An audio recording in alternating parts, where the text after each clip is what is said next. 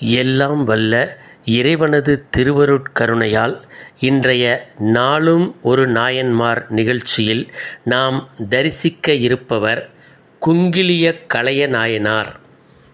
குங்கிலிய கலைய நாயனார் என்பவர் சைவ சமயத்தவர்களால் பெரிதும் மதிக்கப்படும் 63 நாயன்மார்களில் ஒருவராவார்.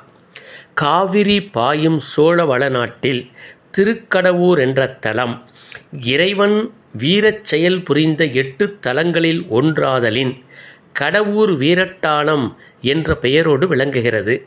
காலனை உதைத்த நிகழ்வு இங்கு நிகழ்ந்துள்ளதாக வரலாறு கூறுகிறது.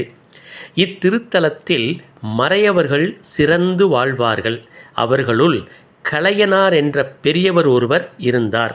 அவர் சிவனடியை பேணும் சிறந்த அன்புடையவராக, நல்லொழுக்கத்தில் சிறந்தவராக விளங்கி வந்தார்.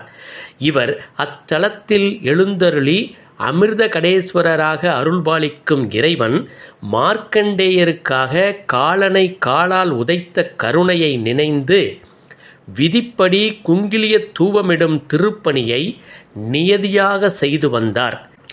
ஆதலால் இவரை குங்கிலிய கலைய நாயனார் என்று அழைத்தனர்.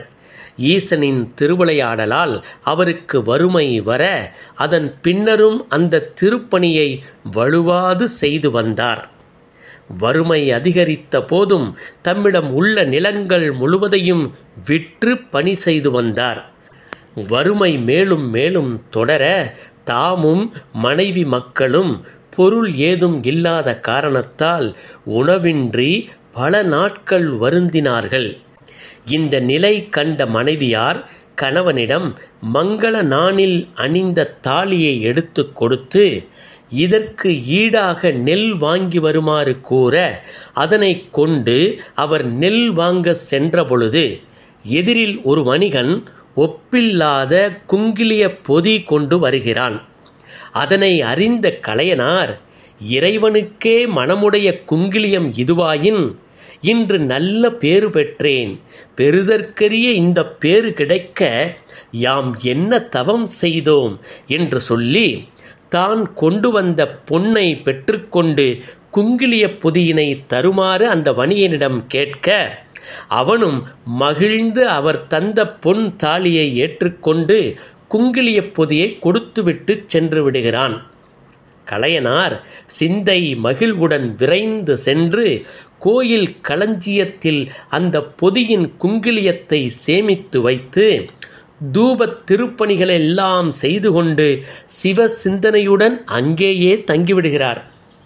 அன்று இரவு நேரம் ஆகியும் கலையனார் வராத காரணத்தால் மனைவியாரும் மக்களும் பசியால் மிகவும் வருந்தி அயர்ந்து தூங்கிவிடுகிறார்கள். அப்போது இறைவனுடைய திருவருட்கருணையால் குபேரன் தன் செல்வத்தையெல்லாம் கொண்டு வந்து குங்கிலிய கலையனாரது மனை முழுவதும் பொற்குவியலாகவும் நெற்குவியலாகவும் மற்றும் பிற செல்வங்களெல்லாம் நிறைத்து சென்று விடுகிறான். இந்த செயலை இறைவன் கலையனாரின் மனைவியிடம் அவருடைய கனவில் வந்து உணர்த்த அவர் உணர்ந்து எழுந்து பார்த்த பொழுது தனது வீடு நிறைய செல்வங்கள் நிறைந்திருப்பதைக் கண்டு அதிர்ச்சியுற்று ஈசனின் திருவருளை எண்ணி கண்ணீர் மல்க கைகூப்பி தொழுதார். பின்னர் தனது கணவருக்காக திரு அமுது சமைக்க திருக்கோயிலில் இருந்த கலையனாரிடம் ஈசன் சென்று, நீ பசித்திருப்பாய், உன் வீட்டுக்கு சென்று பசியாறி துன்பம் நீங்கப் பெறுவாயாக என்று கட்டளையிட்டு அருளிச் செய்தார். அவருடைய திருவருளை மறுப்பதற்கு அஞ்சிய கலையனார் தம் இல்லம் வர அங்கு இருந்த செல்வங்களையெல்லாம் கண்டு தன் மனைவியாரை நோக்கி, இவையெல்லாம் எப்படி விளைந்தன என்று கேட்க அதற்கு மனைவியார், திருநீலகண்டராகிய எம்பெருமானது அருளால் கிடைக்கப் பெற்றன என்று கூறுகிறார். உடனே கலையனார் இறைவனிடம், என்னையும் ஆட்கொண்டு திருவருள் புரிந்தனையோ என்று கைகூப்பி வணங்கி நின்றார். பின்னர் இறையருளால் உலகில் நிறைந்த செல்வம் உடையவராகி அடியவர்களுக்கெல்லாம் இனிய அமுதூட்டியும் உதவிகள் பல செய்தும் வாழ்ந்திருந்தார் குங்கிலிய கலையனார். ஒருமுறை திருப்பனந்தாளில் வீற்றிருக்கும் சிவலிங்க திருமேனி தாடகை என்ற அரச மாதுக்காக அருளும் பொருட்டு தலை சாய்ந்து விடுகிறது. அந்த திருமேனி சாய்ந்தவாறே இருக்க அதனை நேர் நிறுத்தி வணங்க வேண்டும் என்று ஆசை கொண்ட சோழ மன்னன் யானைகளையும் சேனைகளையும் பூட்டி அந்த திருமேனியை நிமிரப் பண்ண முயன்றான். ஆனால் இறைவன் நேர் நிற்கவில்லை. அரசன் மிகவும் கவலையோடு இருப்பதை அறிந்த குங்கிலிய கலைய நாயனார் இறைவனை நேர் நிமிர்த்தும் பணியில் நின்ற அரசனை காண்பதற்காக திருப்பனந்தாள் ஓடி வருகிறார். அரசனும் சேனைகளும் இளைத்து வீழ்ந்து இருந்த நிலை கண்டு குங்கிலிய கலைய நாயனார் மனம் வருந்தினார். இறைவனது திருமேனியை நேர் நிறுத்துவதற்காக பெரிய கயிறு ஒன்றை தம் கழுத்தில் பூட்டி இழுக்க கலையனாருடைய இறை அன்பின் வலிமையைக் கண்டு சிவலிங்க திருமேனியான இறைவன் நேரே நின்றார். தேவர்கள் விண்ணில் இருந்து ஆரவாரித்து பூமழை பொழிந்தனர். வாடிய சோலை தலைமழை பெய்து தலைப்பது போல் யானை சேனைகள் அனைத்தும் களித்து நின்றன. சோழ மன்னன் கலையனாரதின் பாதங்களில் வீழ்ந்து வணங்கி, மேருவை வில்லாக வளைத்து புறமெரித்த கடவுளின் செந்நிலை காணச் செய்தீர். திருமாலும் காணாத மலரடி இணைகளை அன்புடைய சிவனடியாரை அல்லாது நேர்காண வல்லார் யார் என்று துதித்து நின்றான்.